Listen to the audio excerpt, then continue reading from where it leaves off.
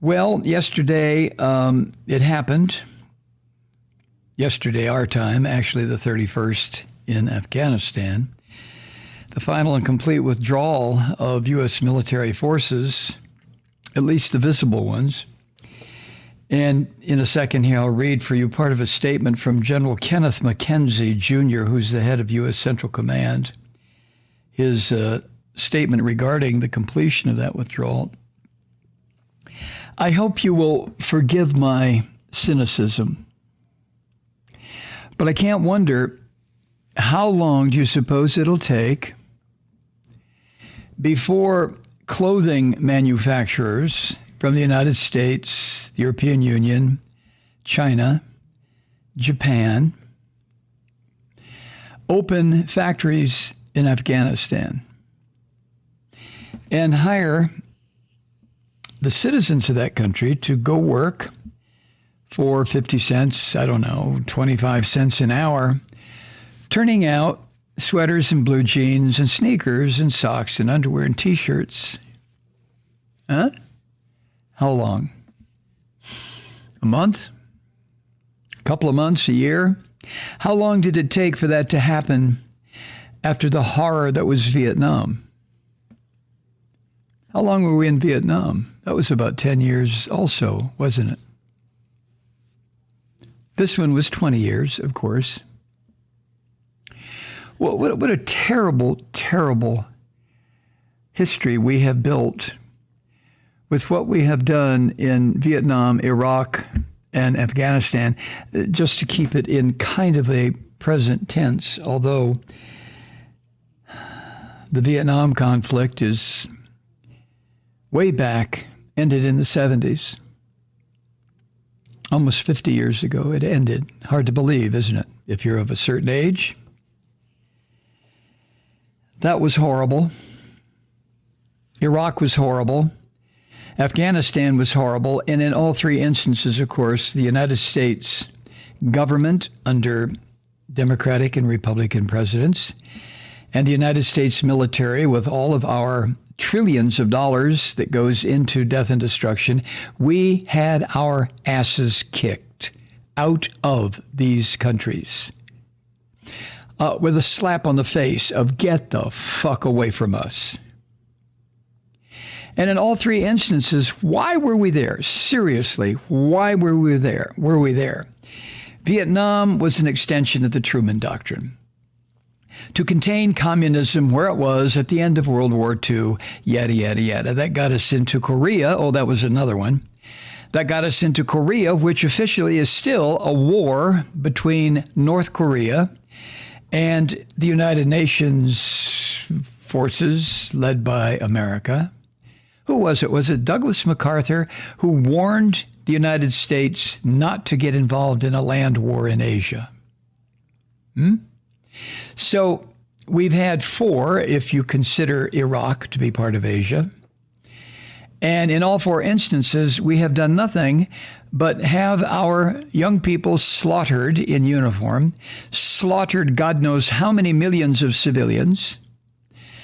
The various countries we were up against slaughtered their military. In other words, blood and destruction, not to mention the cost. On and on, over and over, again and again. In my lifetime, I can remember the beginning of every one of those conflicts I just mentioned. Korea, Vietnam, Afghanistan, Iraq, with all sorts of little side adventures interspersed, whether it was the Dominican Republic or Nicaragua or Colombia or Guatemala or Venezuela, all the places where the United States military has gone since the end of World War II. And what the hell have we gained for it? No, seriously, I am serious as a goddamn heart attack right now. What have we gained except endless enemies, intergenerational enemies, Just the other day, when we struck back at ISIS-K, whatever the fuck that is, struck back at ISIS-K, and according to whom you want to believe, we killed 2 children, 5 children, 7 children. Who keeps track? Who gives a shit? Those drone strikes are launched from where? Maryland? Virginia? By remote control? Look what we've done. Look what we've done. And look at the governments that we have supported. South Korea, Syngman Rhee, the dictator that we supported there until he was overthrown, a goddamn absolute Christian, yes, Christian, not a Buddhist, Christian fascist dictator. South Korea, the corrupt conglomeration of generals and liars and thieves and scum that we supported in Vietnam. Afghanistan, are you kidding me? The criminals that we backed there? No wonder at all to me why the Afghan military, when we said, okay, we're bugging out, the Afghan military said, well, fuck this, and laid down their guns. Who are they going to defend? Who are they going to protect? They don't have a country.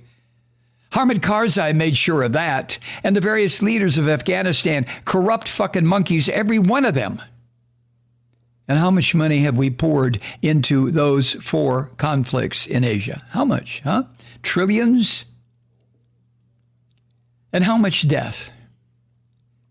Jesus Christ, this is madness. This is just total insanity. And we keep doing it. Maybe now we'll stop.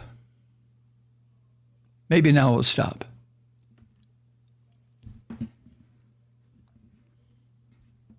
What do you think, Truth Seeker?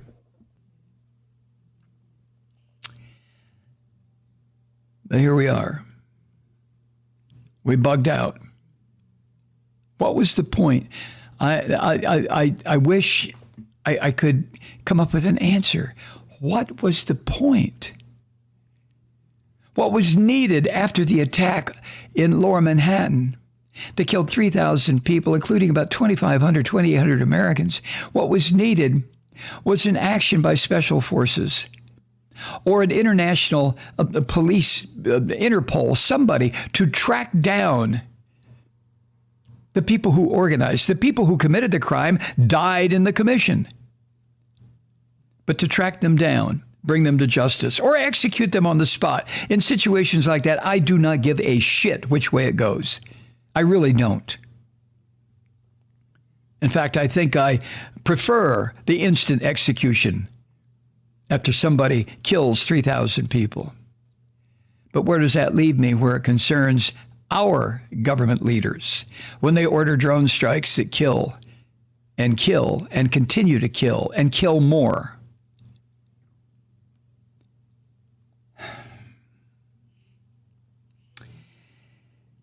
I don't know why we were there. I know why we went into Iraq the second time. It's because George Bush was a fucking war criminal. George Bush was a mass killer. What did he say one time? Well, I'm going to get Saddam Hussein. He threatened to kill my dad. Remember that? How much blood do American governments need to spill on the ground? How much? How many people do we need to kill? How many thousands? Millions?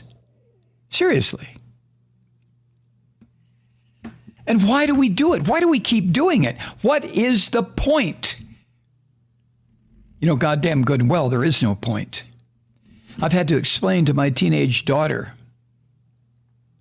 that these wars were wars that were celebrated by capitalist America. Yes, capitalist America. There is no profiteering like war profiteering. Oh, man, do you make a lot of money if you're in the right position when this country decides to go to war. It's a racket. 2-time Congressional Medal of Honor winner General Smedley Butler said it way back, 1920 or something, sometime after our invasion of Nicaragua, when we sent the Marines in to install a dictator there, Anastasio Somoza. Smedley Butler called it for what it is. War is a racket. And he meant it in the money sense, in the criminal money sense. The profiteers, the arms makers, the scum, the shitheads, the ones that send young people to die. I think about these 13, 11 Marines, one Army and one Navy corpsman. I think about those people who were blown up the other day. Son of a bitch. Every time I see their faces or hear about or watch their coffins unload at Andrews Air Force Base, with the solemnness of the people standing there. I mean, these were, I can't even talk about it. These young people, these young Americans, especially this group that was killed last week. They were there to help people. And the slime, the filth, the son of a bitches that blew them up, and 70 or 80 or 100 Afghan citizens along with our military people, just turned them into unrecognizable corpses. Why? For what reason? Why were we there?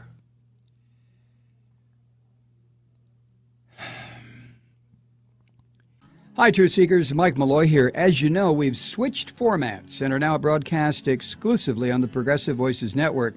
So that means you get fewer program interruptions, no corporate commercials, and lots of profanity.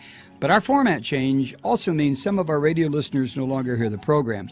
It's been a while since I mentioned our podcasts, so you may have forgotten that there is a way to listen to this program anytime you need a good dose of screaming. Visit MikeMalloy.com and subscribe to our podcast. As a podcast subscriber, you can download the program to your mobile device and take me with you wherever you go. And if you have a friend who needs a dose of truth-seeking, you can give a gift subscription as well.